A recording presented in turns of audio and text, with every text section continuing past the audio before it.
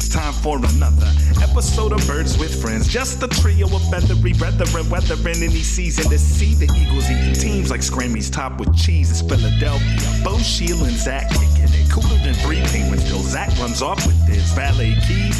He's a real nuanced goose. Pull up a branch, get loose. It's time for some juice on some Birds with Friends. The early bird gets the worm, but prefers getting turned like a turn on some Birds with Friends. Bo, Sheila, and Zach coming at you with stats and things flapping their wings on. Birds You think with Jack Del Friends. Rio's not going to go to the bar and get a drink and then come back and run his I can't- meeting? Give me a break.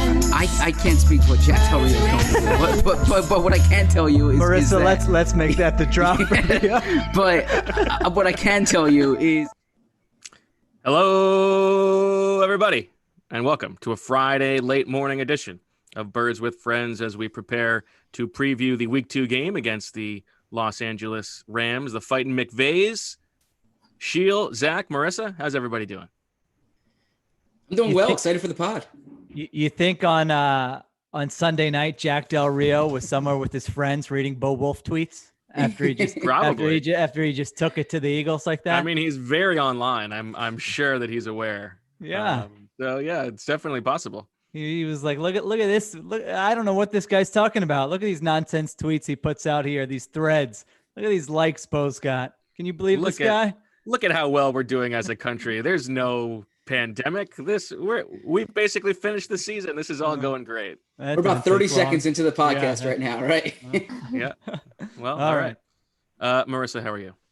I'm doing great. How are you? I'm doing very well. All right. So we've got plenty to get to on the show today. We will open with our news segment, our Bird on the Street. We'll get into a little Crow Thine Enemy about the Fightin' McVays, Shields boys.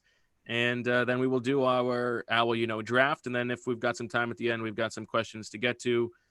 Zach, you wanted to fill Sheil in.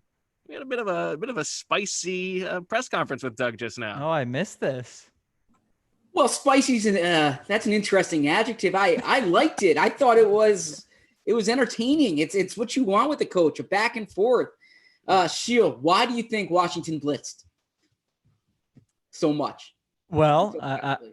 I mean, the Eagles couldn't protect, and they had young people starting on the offensive line, and Sheil. very easy to Yeah. confuse them. How dare you? It Sheil, had nothing to let do me with the ask you offensive something. lines. Yeah. Let me ask you something, Sheil. Yeah. Do you assume that when teams blitz, it's because of the offensive line? Why do you make But- that assumption? By the way, this has to be a segment. I won't watch the Friday press conference, and you pick out like the 3 to 5 best questions, and I will be Doug Peterson, and I will be the truth teller. What was the question? Why? So I will tell you, I asked the question and I said, I was very precise in my wording, and I read it Yes. and I listened back, and what I said was what I meant. And I said, Oh, Washington this guy. had a lot of success against you guys blitzing last week. And I think there's an obvious leap that maybe that was connected to you having an inexperienced offensive line. And then, it's, do you think that the Rams are going to follow suit, even though they didn't blitz a lot last week? What do you expect? And Doug bristled and said, well, why do you assume that it was the offensive line? And I said, I didn't say that it was the offensive line, but I said that's the leap that people make. Now you can tell me it was the running backs and the quarterback. And so he said, yeah, I mean, everybody shares a part, which is fair. I actually thought it was a good exchange, and it was. It was a great exchange. And it was true, because you look back at those sacks and they are not all on the offensive line. There Right. were a bunch of them that were on Corey Clement or Boston Scott or Carson Wentz holding the ball too long or not setting the right protection. So that's true. But it was a good, I think it tells you that at the end of the week, Doug is pretty tired about hearing about this offensive line and getting all these questions about, is Nate Herbig really going to start at right guard for you? And, this is obviously the focus of the team right now. Well, that's true, and I would say, I bet I'm guessing, like you said, where he's coming from is that it wasn't all on the offensive line. Boston Right. Scott screws something up. Carson Wentz holds the ball. Carson Wentz, doesn't throw the ball away. on the screen pass. And I guess he does have a point that, we only have a one game sample of what Jack Del Rio is going to do. So we could look back in 16 games, and that could be the least they've blitzed all season long. Now, I don't think that. I think that when you saw when you saw the state of the Eagles offensive line, if I were a defensive coordinator, I'd say, let's throw some stuff their way that's going to confuse them, because it doesn't seem to be that hard to do. And they're not really adjusting, and they're not calling a quick passing game. And Carson Wentz is holding on to the ball, and they're running play action, these deep drops. And so, yeah, let's get after them. But I guess he could have a point. Well, and it's also, it's obviously in game. Like, if you're having some success blitzing, you're going to keep blitzing. Like if they still can't pick it up, you're going to keep testing them. So we'll get into a little bit about what the Rams do blitz wise later. But Zach, was there anything else that we learned this morning from Doug, or that we should talk about from availability since we last spoke? Yes. Let's discuss the news. That was the entertaining portion, but the news being, Doug is optimistic that Derek Barnett, Miles Sanders are going to play. Both players have been full participants in practice this week, so it's a good sign that they're on pace to play. Lane Johnson was limited yesterday. We spoke to Lane. That was planned. Basically, they pulled him back, and they're going to ramp him up. Lane is putting it out there. He says he's playing. He says he won't be 100%, but he'll be out there. Yeah, it's good expectation setting, right? Yeah, and I have excuse. A little shameless plug right now. There's the Eagles download is up online now, and in there, it's the difference Lane Johnson makes. Listen to this. In the Doug Peterson era, the Eagles are 36-17, including the playoffs, when Lane Johnson starts at right tackle, and they're 6-12 when he's out of the lineup. So that's a big enough sample size to show just how important he is to this team. Yeah, I mean, it's when was I don't know if it was last year, but yeah, those stats keep getting worse and worse. Right. It feels like every time he misses a game, and I think it is true. I mean, they haven't, especially right now, it's not like they have a great replacement for him. But then, according to your guys' tweets next to him, do we have a nickname for Nate Herbig? I mean, nasty Nate. This was a guy who I thought you guys were just wasting podcast time on for 2 months. Every podcast I listen to that I'm not on, like a 10-minute segment on Nate Herbig, I'm like, give me a break with this guy. Let's get to the players who are going to play. And here we are. So good job by you. Bad job by me, because this is all of a sudden a very important player for them. I like nasty Nate. Yeah. Because he's like baby-faced and is not nasty in any way.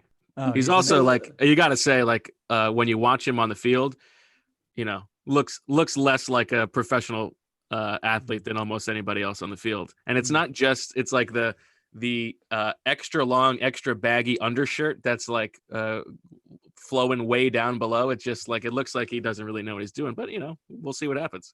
Typical Indian man's body, some might say.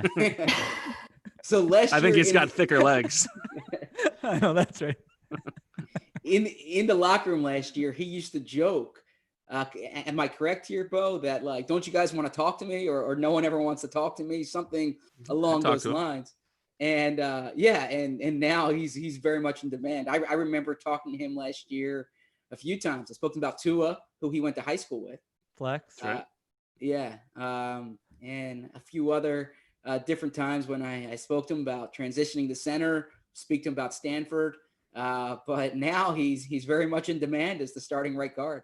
Well, and he is if you really want to be very sunshiny and optimistic, he is a prospect for the Eagles. He's very young. I think he's only 22. So if they find something with him, this offensive line that does not have a lot of youth, that would be helpful. That said, my expectation is this is Nate Herbig's last start.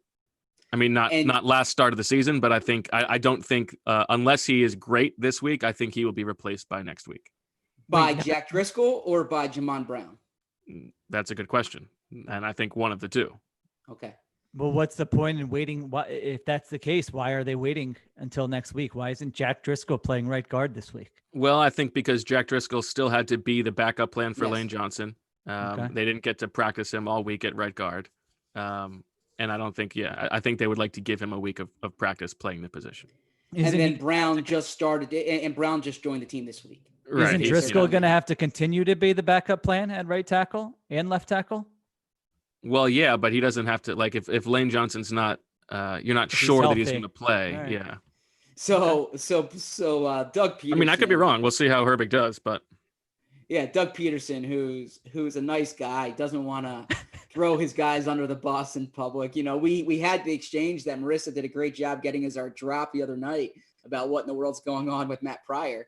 And Doug Peterson was asked essentially today what in the world is going on with Matt Pryor. And Doug said, Pryor's doing a great job. It's just Herbig beat him out. And then he said, but he didn't even also, say Herbig beat him out. He just said Pryor's done a great job, but Yeah. it's time. Like, yeah. oh, it's his and time. Then he said, oh, what and time then is it? he It's said- Herbig o'clock.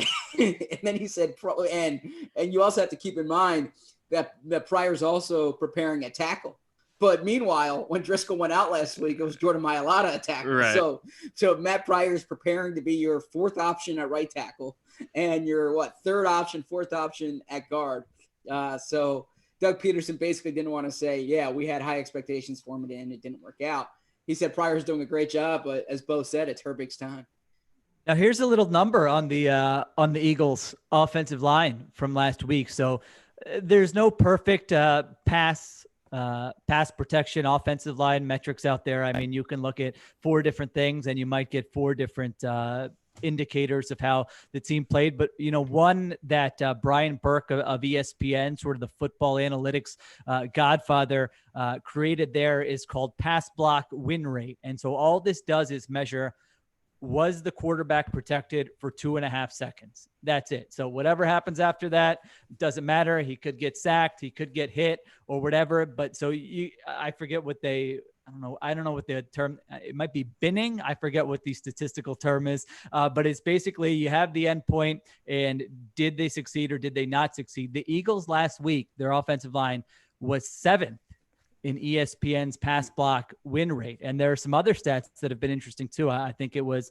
Next Gen Stats came out with a number that said on 7 of the 8 sacks that Carson Wentz took last week, what was it? That he held the ball for over, I forget if it was 3 seconds or whatever their endpoint was, but there were indicators there that, you know, you can put some of it on Wentz, but certainly you can put some of it on the play calling where receivers not uncovering, all these different types of things. So they weren't, you know, Football Outsiders used to kind of track quick sacks, you know, how many are just being taken in like under 2 seconds where the quarterback and the offense have no chance. That's really where the offensive line is at fault. And I think we would all watch that and say the offensive line didn't play well. No one's making that argument, but there are some numbers that would say, well, maybe they weren't quite as bad as those sack numbers indicate, and that there were other factors at play. Yeah, and so I went back and I'm doing this charting thing, and I'm just Flex. on the Eagles offense. Yeah, flex. Nothing's come of it yet, but you know, it took a lot of time. And so Wentz was hit. Let's see, 13 times. Okay. Against Washington. So like the rate of sack to hit is pretty high there.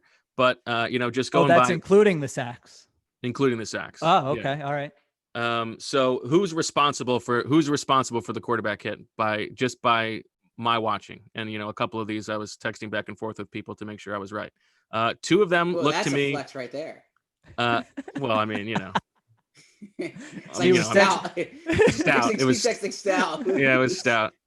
Okay, 2 of them like just totally on Wentz.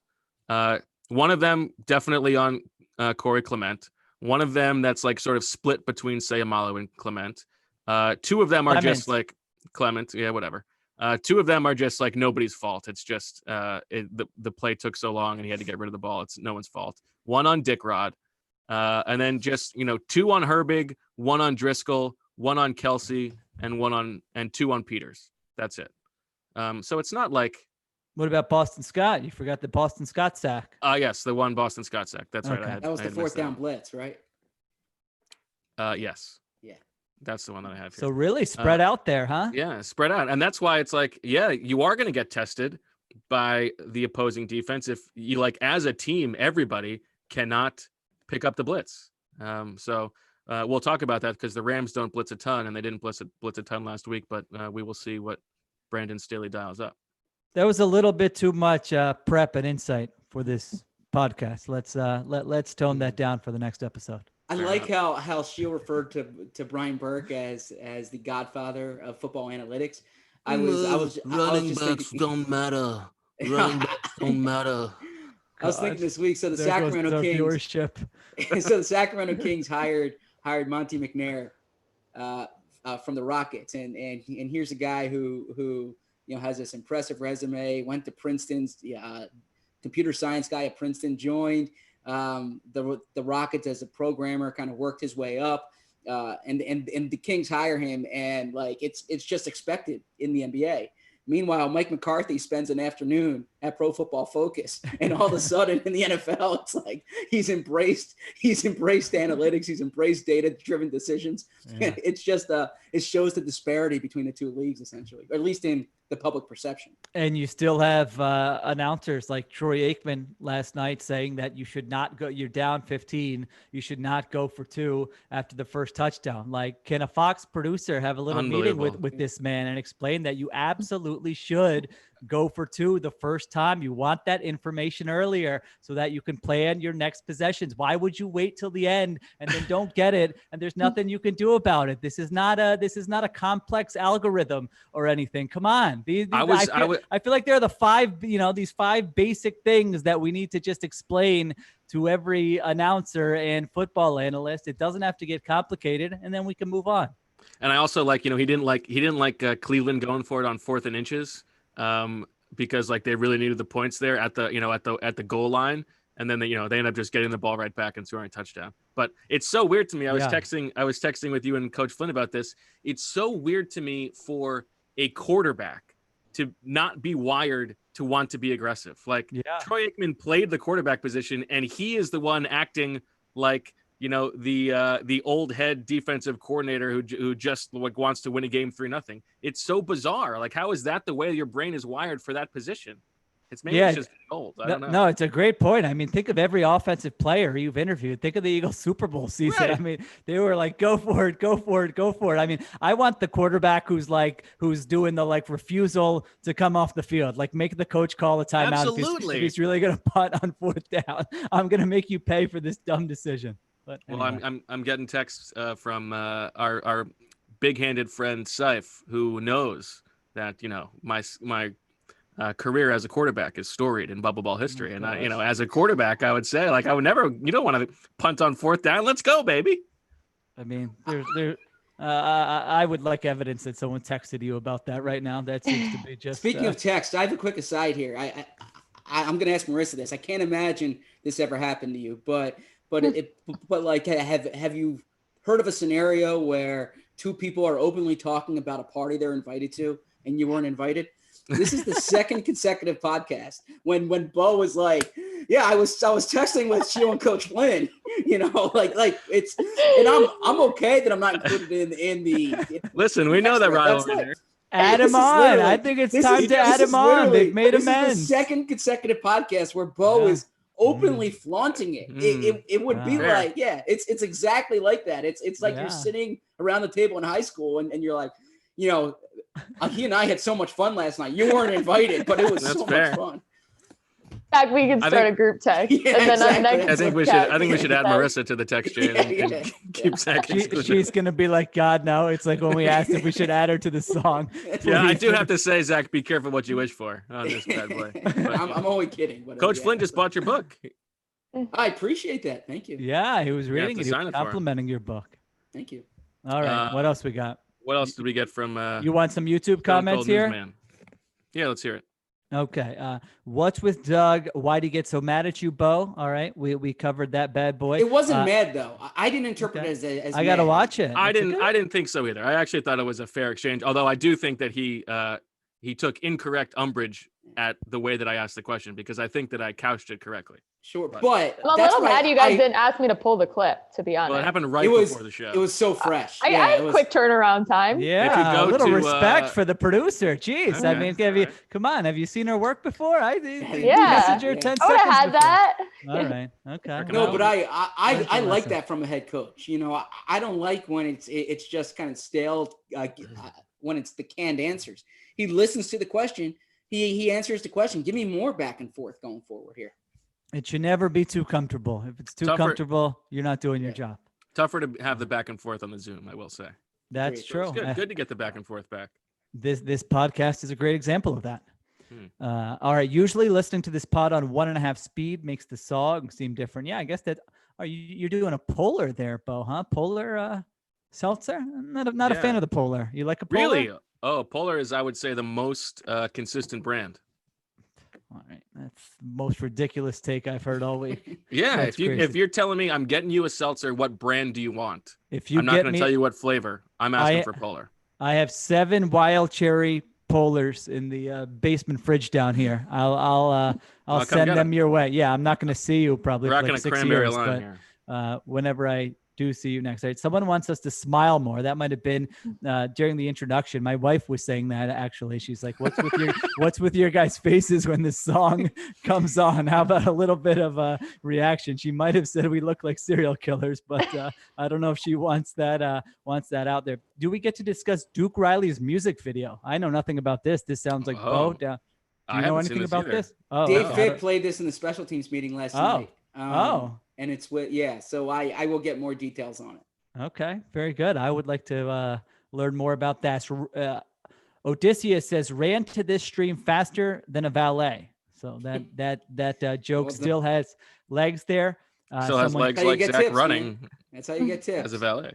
Checking in from Dublin here. Someone saying Zach's looking way too casual for a Friday pod. I disagree. That's a nice fitted sort of a dressier hoodie. You know, these are, as you get older, like you go to the old staples, the t-shirt, the hoodie, but you kind of step it up a notch, you know? And so I think you're doing that. Honestly, Zach. I need to start thinking more about my attire on Fridays. Like literally, I just put on what's there. Fridays. I think about it a lot. Absolutely. Yeah.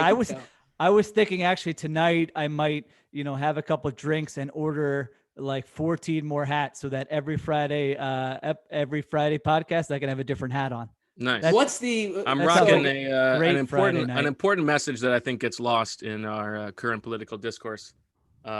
Clemens sucks. Okay. Good job. So shout out to Roger Clemens. So are we supposed to be casual for this? Are we supposed to dress up for this? It's up to you. What brand are you trying to convey here? Come on, this is all about career. Your message to send. It's not out of the realm of possibilities that NBC Sports, somebody there catches a glimpse of this Friday show and an executive at the top of that Comcast tower says, why is this show not on our network? You get a little text, you get a little call. Next thing you know, we're all over Zach probably won't get the text or call. That's a dynamite drop in, Marissa. 95, there could be billboards advertising. Well, then I need to pull out the sport jacket for the next one. Okay. I have a very good concussion uncle tweet my way because I guess John Clark tweeted out the Doug Peterson exchange, and somebody goes, "How many blitzes has this reporter blocked?" Oh well, what's the answer? Pretty good. Yeah, more than you care to count. Someone says I look like a Pokemon trainer. I don't know. What does that mean? That seems like an insult, but yeah, I don't know exactly. That's a great backdrop though. Like it really looks like you're sitting there at the stadium. Dress down day. A lot of comments about our attire today. Was it just me or was the Wednesday podcast extra spicy? I didn't think so. You thought that was spicy? The Wednesday pod? It was a good pod, yeah. Yeah, I didn't think it was too simple. I got a text that I was a little too serious on the Wednesday pod. Oh, okay. Yeah. Were your friends just sending you Joker memes? No, they just said you were a little too serious. Random Frank. Why so serious? That's the reference there for you, Zach. Gotcha. Okay. Says Doug is still mad at Bo for the COVID question. The man holds a grudge. Oh, could be possible. That could be. This was the only question I've gotten in since, so that could be the case. That's not true, is it? I think it is true. It's literally true. Okay. People checking in from London. People checking in from foggy London town, Miami. So quick London thing. The okay. Injury that Lane Johnson. Are you gonna give us like just a history of? Like some nugget of got these buses over there. You gotta see them. Quick London thing. You guys hear about Jack the Ripper? The injury that Lane Johnson is dealing with, or was dealing with, he suffered it in London. Okay, at the Eagles Jags game. So do you recall when he got injured in that Eagles Jags game when someone fell on him? he had the high ankle sprain. And, Hello ankle sprain is what I'm calling it these days. Yeah, so the high ankle sprain and the MCL sprain happened. It both happened the same play in London. So last year, and he was explaining this to us yesterday. Last year, the ankle was unstable the entire time. Basically, he was playing through it, and then Need some meds, Yeah, so played through the injury then, but never quite felt right. Then at the he said the scrimmage. What I interpreted that was the first Saturday or no, I think it was Friday of training camp this year when they had it was the day Shield was there, when basically they went team the entire time. He said he sprained the ankle again that day, and that's when he got the injury, which was a tight band injury, or a tightrope injury, I should say. And he says this is the fix it that he needed. And swelling was the problem last week. But I bring that up because the injury dates back to October. That game was October 29th, 2018. Wow. I cannot believe you just said that date. I would say the obvious question, and of course, not a doctor, but why did he have to wait until August to get the surgery then? Well, he sprained the ankle again. He was playing through it, and then in the scrimmage he injured it. Yeah. Okay. All right. Miami, London. This guy's pediatrician said that him and his brothers were husky. That was the genes. When you were a boy shopping at the J.C. Penney's and going around. Husky was the bigger waist sizes there. They should change that term. That doesn't feel right to me. I don't know what's better. Yeah. And let's just, calm down with the pediatricians commenting on really his bodies. And this is boys. Yeah. I mean, really. Well, I don't know what's going on. What the hell's going on here? All right. So the pediatricians starting to deal with local gyms to get discounts for 12-year-olds to get them yoked up. Okay. I think Marissa might have some audio for us. Oh. Putting me on the spot. Oh, sorry. No, I got it. You got it? I got it. Only been one game, but how is their defense different than it was under Wade? Can I ask you a question? So it doesn't have the You whole. want me to give away the game plan again? No. How do you? And this is probably, I'm getting probably off the subject, but when you see teams that blitz and you always imply that it's an offensive line issue, where does that come from? Well, I'm not saying that is the case, but I'm saying that's the leap that people would make. But that was the question you asked. You specifically pinned it on the offensive line. That's all I'm asking. Well, I'm saying that I think that the leap from people is because you have an inexperienced offensive line that defense is blitzed. You can tell me that that's not the case. Maybe it was on the running backs. Maybe it was on the quarterback. Yeah, I will tell you that. Some of it is on the quarterback. Some of it is on the running backs. Tight ends are in protection. Oh, I liked it. He was a little. I stand by it. He's feeling the heat. It's week 2, Doug. Take a breath, Doug. Come on, man. 0-1. Wow. Can I ask you a question? We got Tony Pauline report out there that Doug is over his head. Did you guys see that? I saw the report. I mean, and Tony was that we had on the podcast. Obviously, I don't think the report has said anything that we haven't discussed on the podcast. Basically, that this is an important year for Doug. Now, we haven't termed it that Doug has reached his limit. I don't know if that's the case. I think that's what the report said.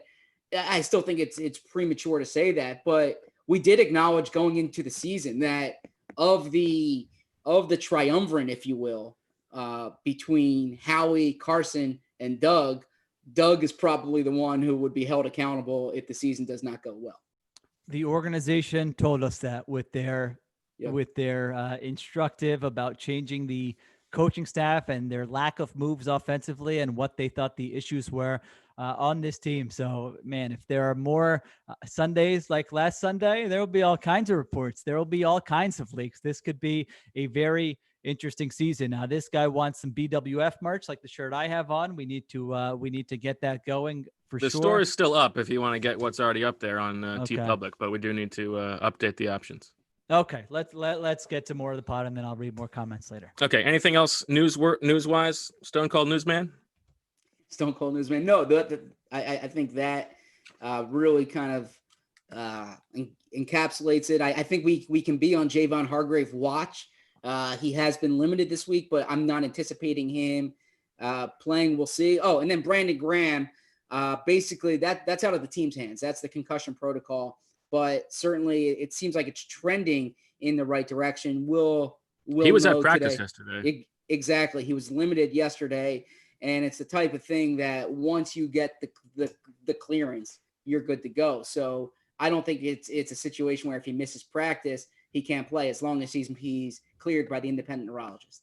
And I think like the fact that he practiced yesterday means that he's sort of already been cleared to return. Right, he wouldn't be allowed on the field if that were the case. Well, no, there's different like I think you can be limited at a certain step in the protocol, but it doesn't mean you've been cleared for contact. Okay. Well, let's get to Curl Thine Enemy, and we can start with Dr. Kapadia. Why don't you tell us a little bit about this Rams offense? Your boy McVay. They come out. Why, I don't understand why you say he's my boy. I mean, I was the one. He's always been your boy. You know, you try to get some engagement on during the Sunday night game by tweeting at me. Your boy doesn't go for it on fourth down. When in reality, I was calling him out for this during his Super Bowl season when everybody. We all were. Oh, hey, listen, you were after I told you what he was doing. Okay, you were not noticing his. I like Sean McVay. I like Sean McVay. All right, he's Zach's boy. Well, you know what? But he does hit on a pet peeve of mine, by the way. In the conference call this week, he refers to the reporters as if they're like part of the team. So he'll always say I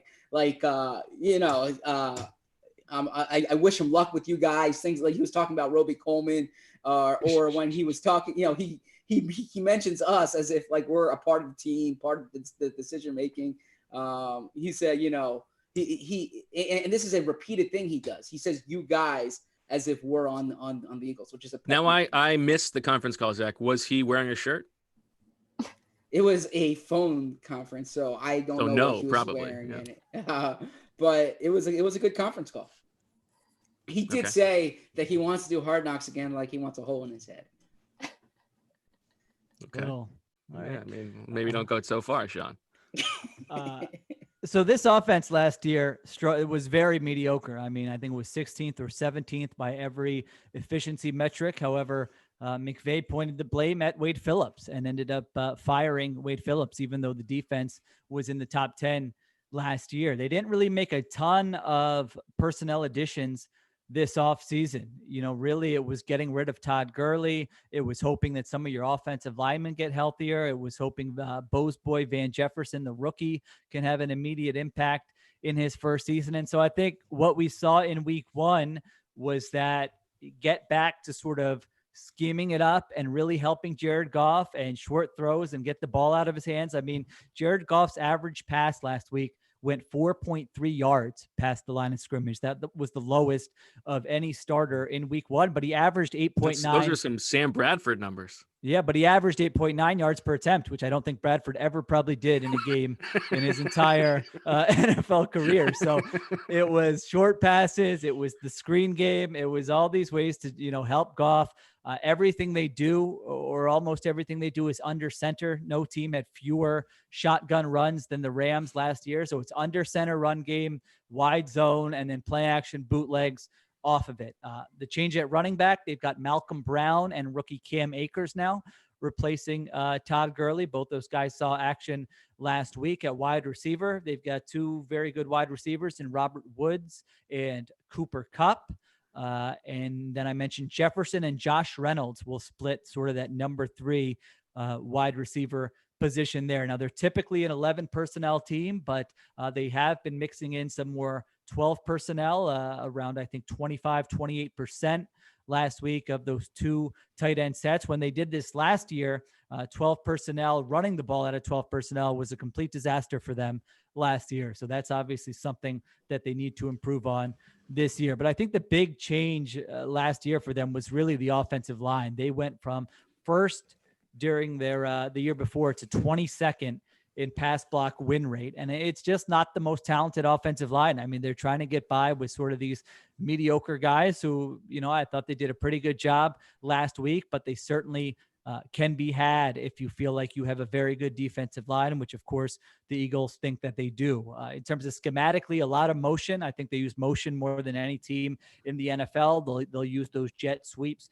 to Robert Woods. And so it's not that complicated. It's under center, it's jet sweeps, it's motion, it's wide zone run game, and it's play action and trying to make Jared Goff's job a lot easier.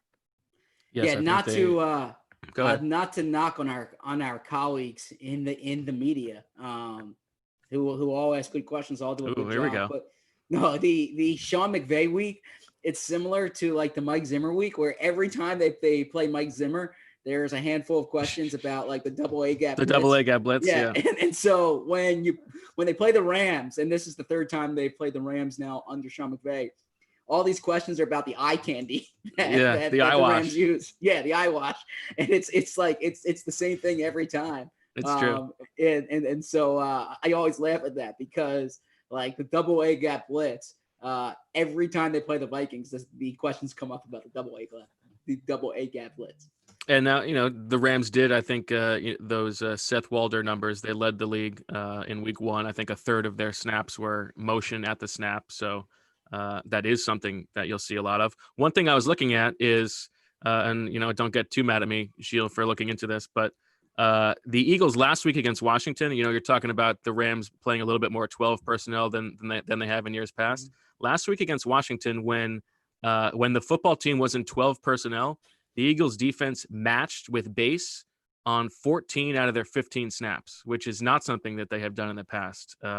Last year, for instance, I think it was 52% base and 42% they just stayed in nickel. So I don't know if that was just the matchup.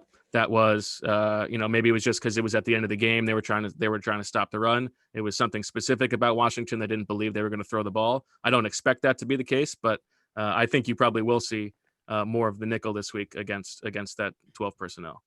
Yeah, Washington. I've thought about that actually. The two things I thought first was they were really trying to protect the run, defend the run. The second thing is the absence of Will Parks. I think might have had something to do with it. That perhaps if Will Parks is in the lineup, the Eagles play that heavy nickel more. They really didn't go with the heavy nickel that often this week or in week 1. Yeah, Washington, like you said, was very run heavy and may have the worst, tight ends in the league. So something to monitor in the weeks ahead. Tyler Higbee is the Rams' number 1 tight end. They also have Gerald Everett, but Higbee, the end of last year, was fantastic. Like he was one of the most productive tight ends in the league, I think, the second half of last year. So that is someone to keep an eye on as well. And listen, I think a lot of this game, this is like a very silly like football guy thing, but I think a lot of this game is going to be interesting about, do the Rams have success on the ground? Because they do want to funnel things that way out of 11 personnel, and the Eagles have traditionally been very good against the run. So if they can I don't expect Malcolm Brown to have another big game like he had last week. I think the Eagles are going to put this game on Jared Goff. Now, one thing McVay does, he is thought of as a run-first coach, and certainly I think that is part of his makeup. But if you look at the numbers on early downs in neutral situations, he has actually been pretty pass-heavy throughout the course of his career. So that's another way to obviously help Jared Goff, is to call those quick throws on early downs.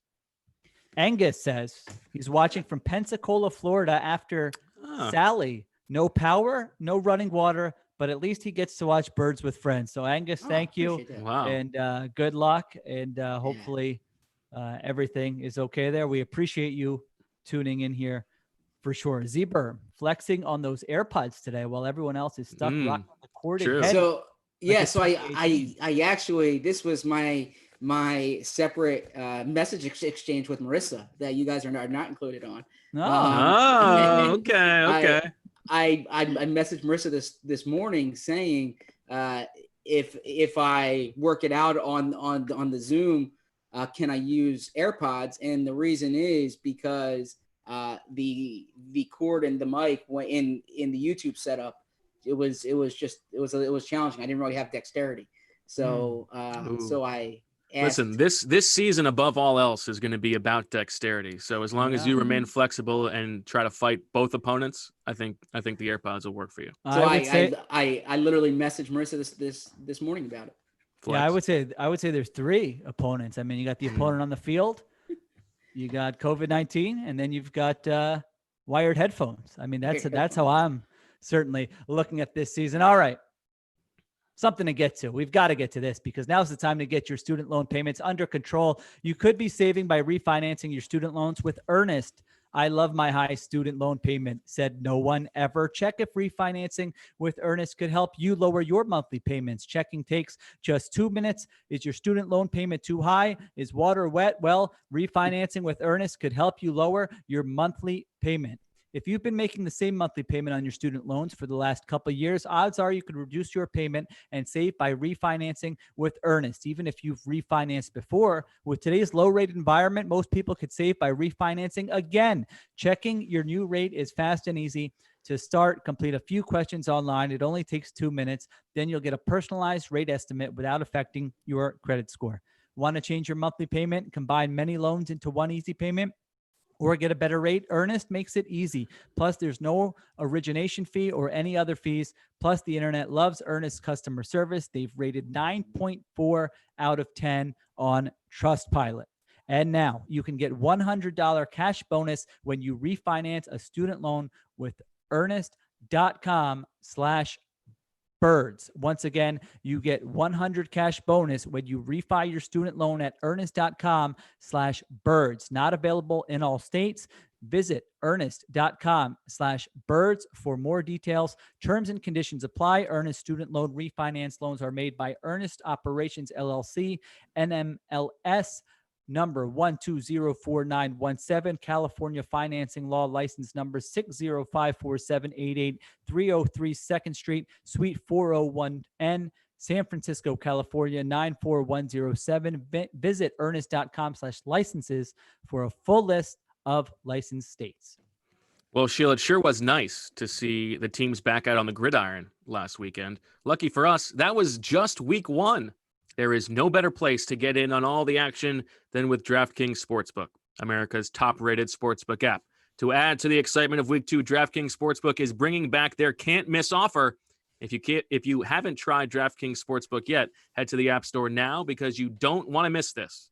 DraftKings Sportsbook is giving all new users the chance to turn $1 into $100 when they bet on any team. That's right. You can place a $1 bet on any team, and if that team wins, you cash a cool Benjamin. How could you pass that up? If you are new to DraftKings Sportsbook, head to the app now to scout their latest offers. Bet with DraftKings Sportsbook, a sportsbook that goes wherever you go. Download the top-rated DraftKings Sportsbook app now and use promo code TOSS when you sign up to get this can't-miss offer. Pick any team during Week 2, bet $1 on them, and win $100 if they win. That's $1 to win $100 when you use promo code TOSS during sign-up for a limited time only at DraftKings Sportsbook. Must be 21 or older, Pennsylvania only. In partnership with Meadows Racetrack and Casino, eligibility restrictions apply. See DraftKings.com/sportsbook for details. Gambling problem, call 1-800-GAMBLERS. Sheil, U.S. Open is raging. Got our bets in. Course is heating up. I hope you got that Justin Thomas bet in. The odds have moved a lot. I got them all in. I haven't watched a second of it, but look forward to this weekend. How about Sheil, by the way, 12-4 in his bets last week? Not going to last, but get it while it's hot. Zach, people very curious, want to know, where do you get your athleisure, and does your wife shop for you because they think you probably don't have the time to do that? The answer is Uniqlo. Is where very nice. Okay. Potential sponsorship opportunity. Yeah, and my wife does not shop for me. No, I always say Uniqlo. I'm actually surprised by that. I would have. Yeah. You're surprised that my wife shops? Yeah, I thought she did. Yeah, I would have guessed. I would have laid 10-1 odds that was the case. No, but I don't walk in the stores at all. Like I say that I hope retail survives and does really well. I'm not saying that, but depends. Maybe you shorted it. I don't know.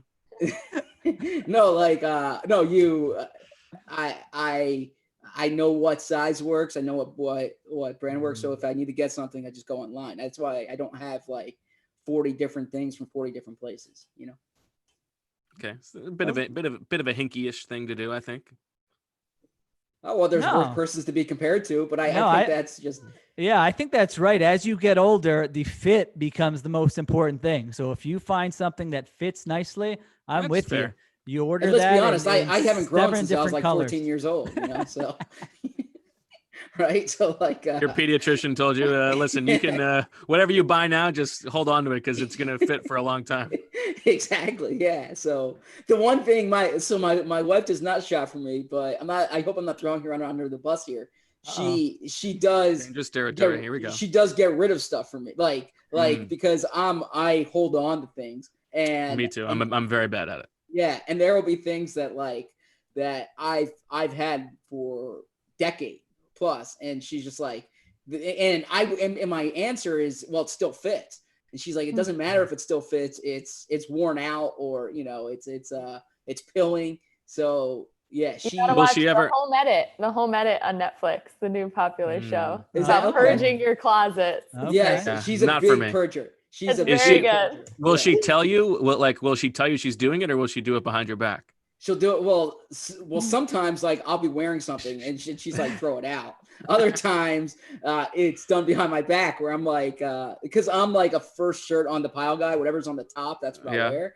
But there will be a time when I'm like, have you seen, you know, such as, she's like, oh yeah, I threw that out 2 weeks ago. Oh, that's tough. Exactly.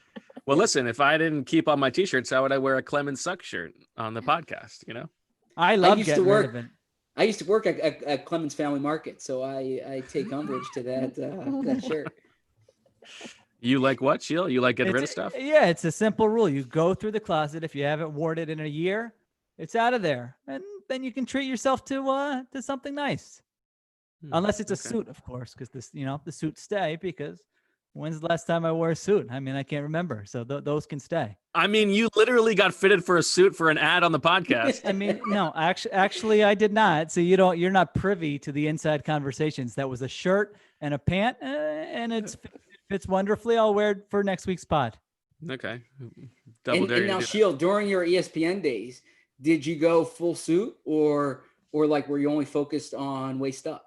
Well, it depended. That's a very personal question, but it did depend on, where I was. If I was at the Seahawks facility or somewhere, or a game, obviously I went full suit. Sure. But there were times, if it was they caught me off guard, where I would throw on the suit up top with the mesh shorts and flip flops, and I would be on my back deck in Kirkland, Washington, and neighbors definitely thought I was some kind of perv back there. But I was just doing a Sports Center hit.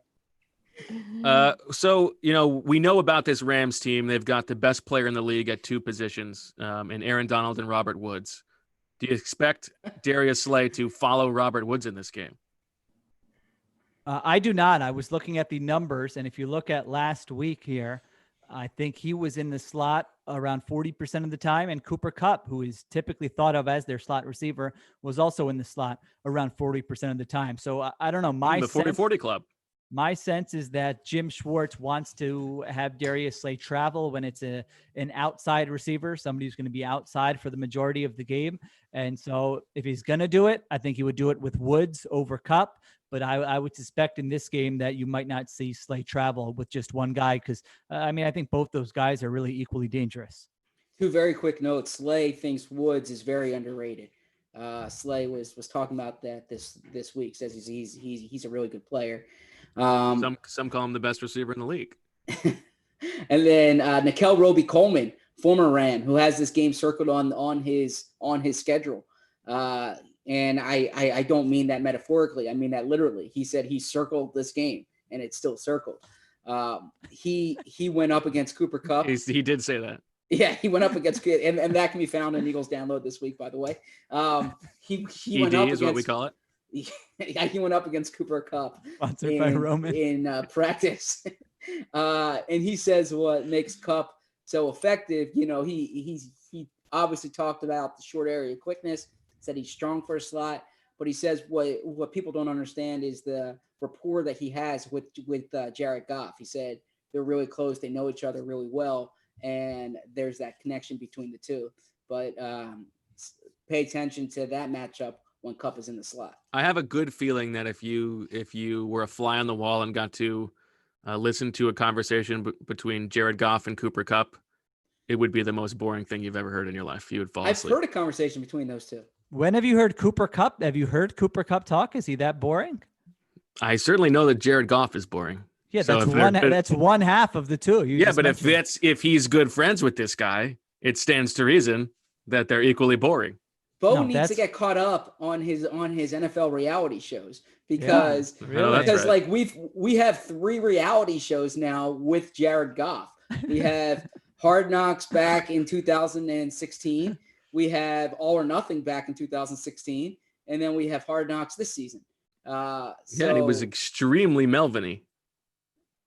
Yes, Jared Goff was very boring. There's no doubt about that. I thought Cooper Kupp, Zach, I thought he spoke sort of eloquently about about Black Lives Matter and his role and those types of things. So that's why I was wondering what Bo, and I could be wrong, but I thought that was a little weird. Why Bo? I didn't say he was a bad guy. Chucking him under the bus. Jeez, Cooper Kupp. I think you didn't like Cooper Kupp because he entered the league old, right? And now he's tearing it up. So a little bit different. A little bit different because he came from a small school. That's those outliers you're allowed to have.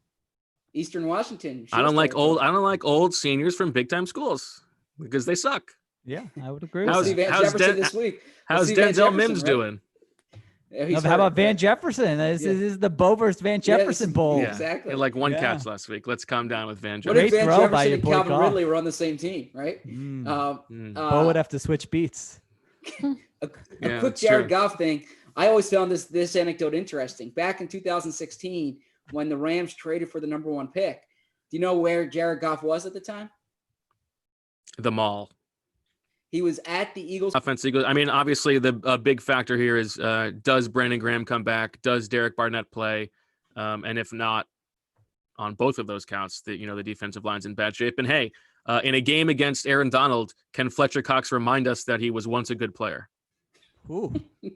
Don't tell putting it down. Let's go. Don't use that one on social, Marissa. Bo will not live to watch this stream on Sunday. But let's go. Let's see Fletcher Cox make an impact in a game. I would agree with that. They're not strong on the interior. You should be able to get after Jared Goff in this game. Okay. Rams defense. They toss aside Wade Phillips, bring in Brandon Staley, who comes from a Vic Fangio background. And last week they didn't blitz a ton. They were towards the bottom of the league in blitz rate, but we'll see if they do that. And Fangio is not traditionally a big blitzer either, so I think it will be interesting to see the push and pull in this game. Do the Rams get out of what their traditional game plan would be under Staley and try to attack this Eagles offense that has struggled against the blitz? Not just the offensive line now. It's not just about the inexperienced offensive line. You spread the blame around there. Or do they stick to what they've done? And of course, we know that Carson Wentz is traditionally a little bit more blitz than most quarterbacks.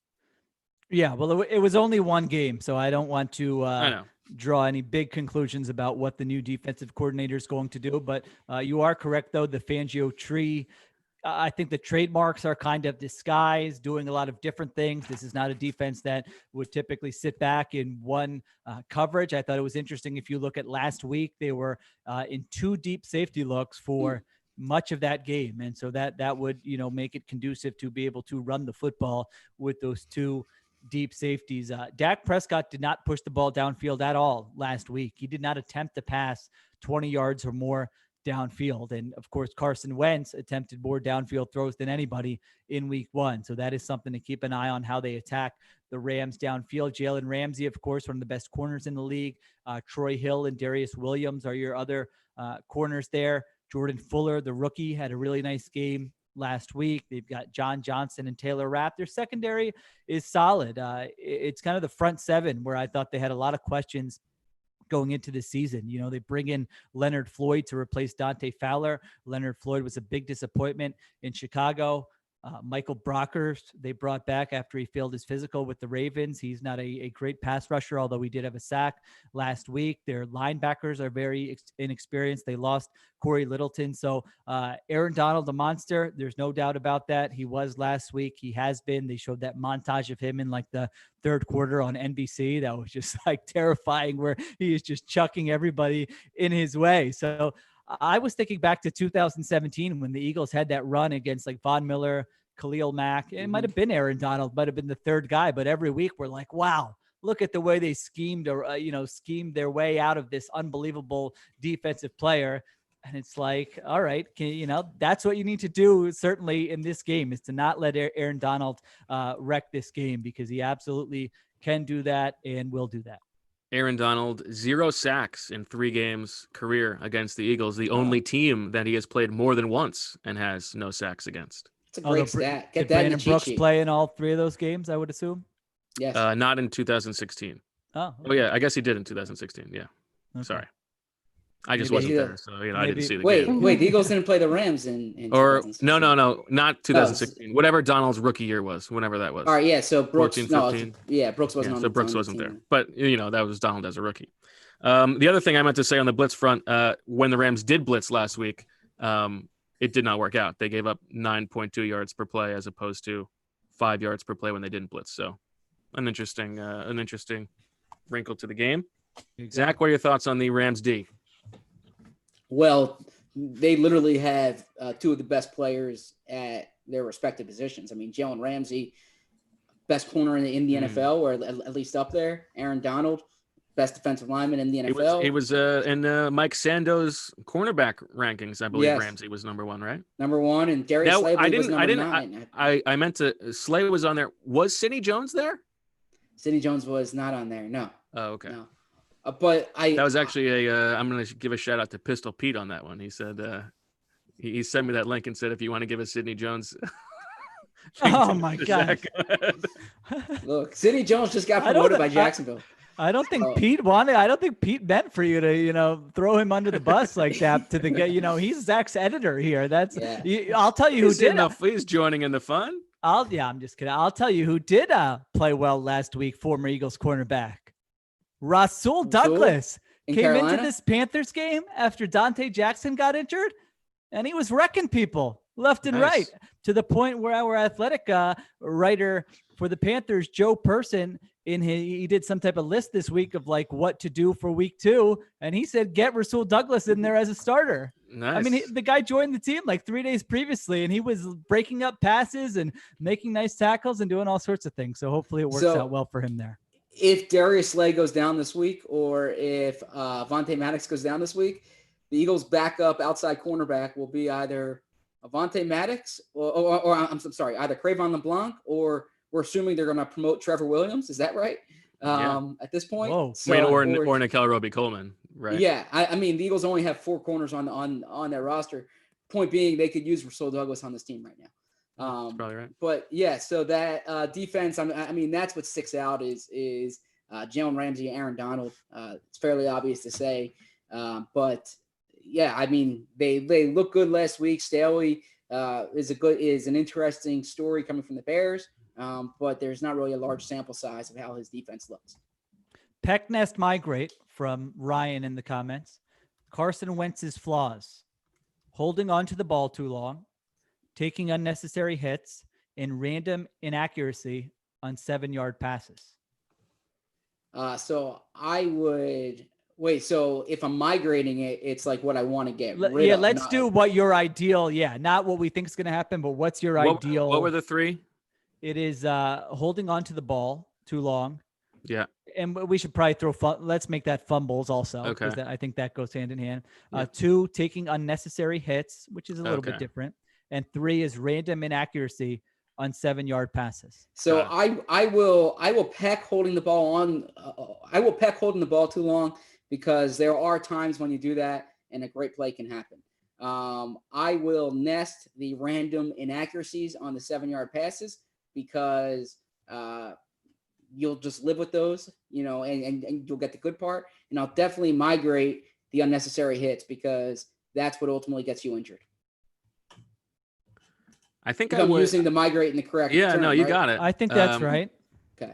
I think I might peck the unnecessary hits. Get me like, you take one a game or something That like could that. or ruin your one or two. season. That could knock him out for a long time. Yeah, but also so could holding the ball. Like he can also get hit in the Sure. pocket holding the ball. So I would migrate those and then I guess nest the random. I think the point you made the other day, Sheil, it's you got to get rid of one of those two. You either got to hit the layups or you got to stop holding onto the ball.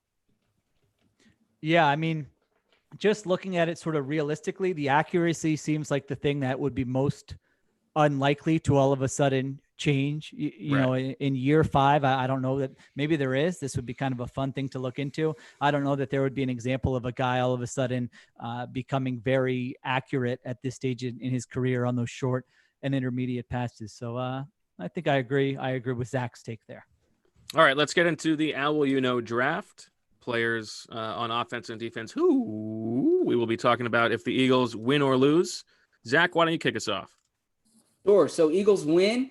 I think we'll be talking about Lane Johnson for the reasons I mentioned before, and that's not the knock Jack Driscoll, but I think Lane Johnson back in the lineup stabilizes the offensive line. Maybe they get the run game going a little more.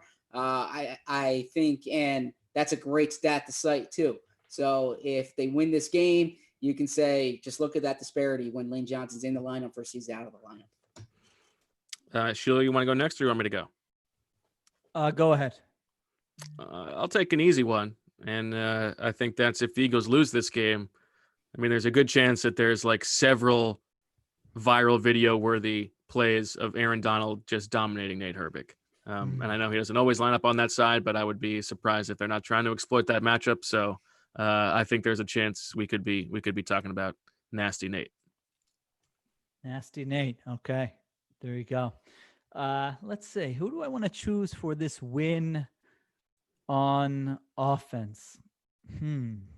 Obviously, I've given this no thought before the past 5 seconds. I will go with, how about I go with the Zach Ertz? Bounces back from last week. I don't think those Rams linebackers are unproven. If they're playing a lot of, split safety looks, the middle of the field there in between those two can be open. Maybe they overcorrect and say, man, we threw it downfield way too much last game. Let's get the ball out of Wentz's hands and go back to these 6-yard completions. And so I will say Zach Ertz says, slow down on your Dallas Goedert hype. I am still here, and I had 9 catches for 96 yards and 2 touchdowns, and give me my money. I'm going into Doug Peterson's office. I'm telling him I will continue to play tight end. Now give me my money. Okay, you get to go again. Oh, wonderful. All right, I'll take the other layup on the if they lose on offense and just take Isaac Seumalo. I mean, really, who knows where Aaron Donald's going to be?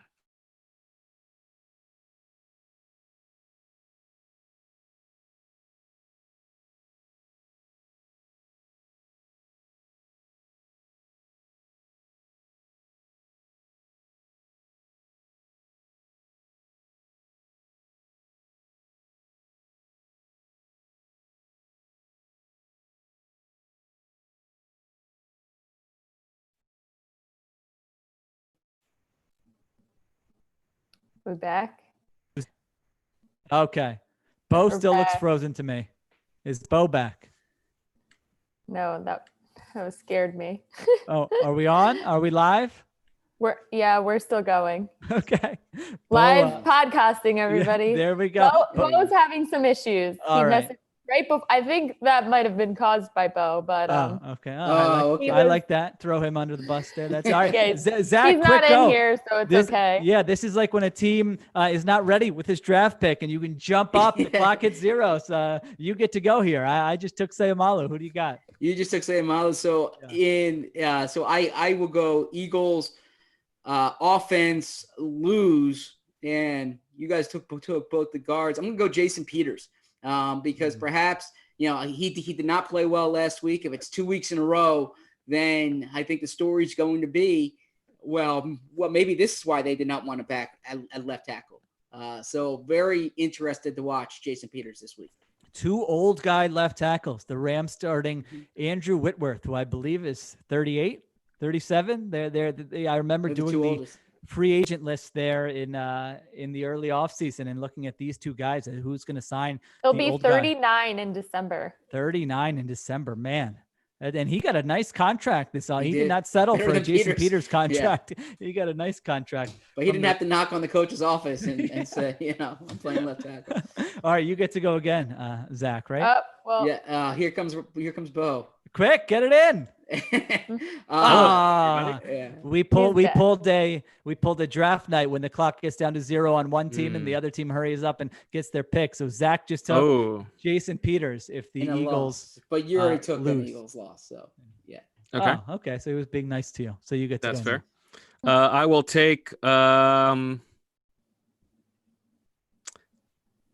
Reagor if the Eagles win on offense. I like that one. And I think one thing that jumped out to me when I was watching the game was, I know that we had talked about the snap counts and that, Deshaun and Reagor didn't play a ton, but the package was basically, for the most part, Deshaun and Hightower on the field together, and then Reagor with Arcega-Whiteside and or Greg Ward. There weren't a ton of snaps of Reagor and Deshaun together. I think we will see more of that as maybe they pull the reins off Deshaun and let Reagor play a little bit more. And I think there's a chance that Reagor gets maybe a deep shot. And I think there's a good chance we see something we didn't see against Washington, and that is, getting the ball in Rager's hands close to the line of scrimmage and seeing if he can make a play on the ground. Very good. So if Eagles win, and look, this might be on brand here, but I'm going to say Malik Jackson.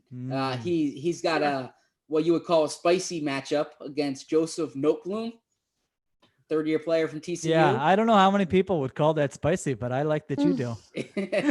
Malik, I don't think that's leading like the Fox promos this week. Malik Jackson versus Joseph Noteboom. Sunday, 1:00. Well, a favorable matchup. I was trying to use your vernacular, but I suppose I used it incorrectly. So I think Malik Jackson, who looked good last week, playing 70+% of the snaps. I don't know Hargrave's status yet, but even let's say Hargrave does play, then I can't imagine Hargrave's going to take that many snaps. If Hargrave doesn't play, then he's probably not far from returning. And if Jackson has a good game, the discussion is going to be, well, they can't take this guy off the field, so they're going to have to find a way to play him. So I think Malik Jackson would be a discussion point. Okay. Give me you know what? I'll go the flip side here, and I'll say, I've been asking for him to make a play, and this could be a chance for Fletcher Cox to say, Aaron Donald's over there. I'm just. I'm close to the conversation. I'm the second best interior guy in the league. He hasn't played like it over the past 12 months, but a big game from Fletcher Cox would certainly help the Eagles. So give me Fletcher Cox. All right. Since you guys took those guys, I will take I will go to the secondary. And how about, what does he want to be called? Big play? What is this? Yep. He doesn't want to be Or called Slay. You can first call name. him Slay or you can call him Big Play. Yeah, I feel like we could have done a whole episode on that. I think that you guys mentioned that maybe in an episode I was gone, and I was thinking, wait, what? He doesn't. You can't call him by his first name as a reporter. That seemed a little strange to me. But nor as a teammate. Oh, as a teammate. Okay. Yeah, he doesn't want anyone calling him Darius. So maybe like Robert Woods is going to line up against him and be like, "What do you got, Darius?" Really get in his head. Really get under his skin. Yeah. I was thinking something else there, but I was thinking like there's some people on this podcast who you don't want to be called by their first name, right? Wow. Oh, no, I didn't mean that in a bad way. I saw the name change down in the right corner. When now that is what we would call spicy. Yeah. Oh, no. I didn't mean that in a bad way. It's okay, Zachary. Sorry. I genuinely didn't mean that in a bad way. I just saw the name. Yeah.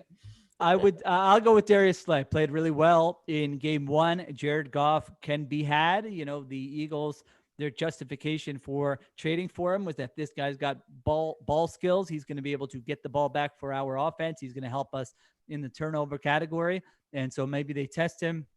Maybe he comes up with a big pick of Jared Goff that kind of swings the game and has Howie flexing about that trade that he made in the offseason. And then if they lose, I think you have to look at the linebackers here. I mean, this is what like the McVay, the Shanahans, these schemes, they try to mess with your eyes as linebackers, whether it's play actions or motions or whatever the case may be. They try to really fool you, and they can really mess with those second level defenders. And so I could pick any linebacker, but I guess I might as well go with the guy who's going to be on the field the most, and that would be Nate Gary. So, I mean, I don't know that you're going to be leading the post-game pod with Nate Gary, but maybe there are some key plays where he gets sucked up in play action. They throw it behind him, and it's just happening all day to the point where it's a huge issue.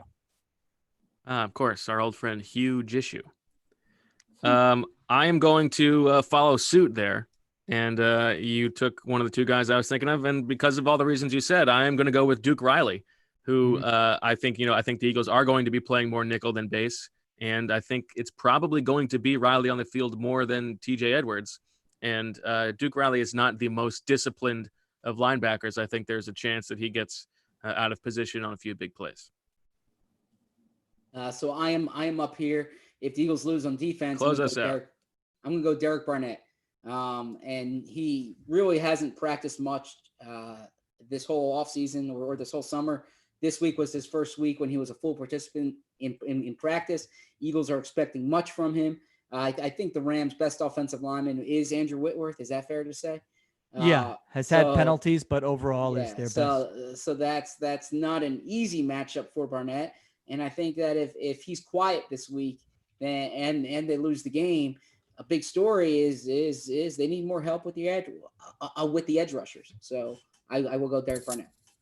It's too bad he didn't play. Andrew Whitworth never played for the Eagles. We would have been Andrew Wiz Whitworth. Oh, I like that. There you go. All right. Before we get to the Crystal Bald Eagle, a few questions from the other night. Or do you have any YouTube questions we need to get to, Sheil? Let's see here. Sheil looks ready to headline DJ 90s hip hop throwback night. Zeberm ready for a CNBC hit to talk markets all day. Not really a question, but a pretty good comment there. Let's see. A lot of talk about Troy Aikman. People did not like his commentary last night. Still going with Aikman here. Zeberm is looking through the window at Bo Sheil and Coach Flynn's Christmas dinner. That's good. Coach Flynn says invite ZB right now. He's calling on it. There you go. Someone said thank you, Zach. I thought the same thing about the text thread. So wow, there you go. First it was the intro. I'm okay not being on it. I just thought it was funny that Bo brought it up in 2 episodes. First it was the intro, and now they're not adding him to the group chat. Someone says a lot of talk about this here. All right, I don't think I have a lot of questions here. If you want to go, Bo, I can. Okay. Yeah, we actually don't. We don't have a ton because we've talked about a bunch of these topics over the past couple episodes. But Nate Todd wants to know, will Zach be purchasing a Peloton so he can continue his bike training in the winter months? I don't know. I'll be continuing bike riding in the winter months. Yes. Let's go on. Next question. And an important question from Noah. Sheil, Frank Reich's Colts have never won a game in Jacksonville. My question is, when you rank them ahead of the Eagles in your power rankings, despite their objectively more humiliating loss to an even worse opponent, were you simply trying to generate content for the podcast? Oh, that was an easily predictable loss. If you would have checked out the picks column in week 1, I had the Jags covering that easily. Okay, there you go. Yeah, it bores me. You bore me, Noah. This is why you're nobody's favorite Becker. Brent wants to know best pasta shape, and Ross drops in, dare I say, a pasta draft, and I think that is the way that we need to approach that. So we will hold on to that for a later episode. No, I want to give my favorite pasta shape, and you're gonna give away your draft board? Yeah, because I'm not doing a pasta draft, and so I would say I like a rigatoni. I like a nice fat rigatoni is nice for me. I like a ravioli. I like it when it's stuffed. I feel like stuffed has to be a different category. Not if we were doing a pasta draft. I actually do. If you're talking best pasta shape, I mean, I think like a linguine or a spaghetti hits a little different. But if you're giving me the most versatile, I actually agree that it is the rigatoni. What do you think, Marissa? I was gonna say, Marissa, want to get in on this with the Italian. Rigatoni is not the same though, so I haven't had the good stuff in a long time. All right, what else we got? Last question from Art. How did Jordan Mailata look out there? I actually thought he wasn't terrible. Yeah, I think that's a fair way of saying it. Wasn't terrible. I thought Driscoll was better, but I didn't think he was bad. Yeah, it wasn't an abject disaster that you might have been afraid would happen. Actually, one more for Sheil. Nikki QB Factory wants to know Sheil's top vegetarian/vegan restaurants around Seattle or Olympia, if he has any. I'm not someone who frequents, like, I don't go to the just veg, except for I'll give a shout out to Hip City Veg in Philadelphia, which I do enjoy very much, but I don't like search vegetarian restaurants. And I found that in Seattle and in Philadelphia, pretty much any restaurant you go to will have a vegetarian option. So I don't have a great answer for that one. I apologize. Okay. Yeah. All right, let's get to the Crystal Bald Eagle, our predictions for Sunday's game. Sheil, your predictions are already public knowledge, so why don't you lead us off? That's right. You know, I was really trying to guard against recency bias here. And I think there's a scenario where the Eagles come out. They've had success against Sean McVay before. Doug Peterson has outcoached him. Jim Schwartz has had sort of a beat at times on that offense. And so I was trying to guard against recency bias, and I was trying to think of my thoughts coming into the season. And that was that the Rams, I thought, were an overrated team, that we're not going to make the playoffs, and we're going to go under their over-under. And so I don't want to read too much into their week 1 win over the Cowboys. I don't want to read too much into the Eagles' loss against Washington. And so I am picking the Eagles in this game. I think it's going to be an uncomfortable game. I think there will certainly be some bad moments involving Aaron Donald that we have alluded to here earlier. I think it's going to be a bit choppy, but I think there are going to be ways to exploit that defense. I think they're going to be able to stop the run just fine, and I think their defensive line should have an advantage. So I was trying to decide if I think it's going to be an Eagles game-winning field goal, but I think it's going to be a Rams game, a missed field goal at the end. Sam Slocum, right? Is that their kicker? Yeah, he missed a 29-yarder last week. We know Sean McVay is not great in terms of clock management. I could see them driving. He gets a little conservative. They settle for like a 41-yarder when they had a chance to maybe run another play and get closer. And Sloman misses the field goal. Eagles escape 24-23. Okay.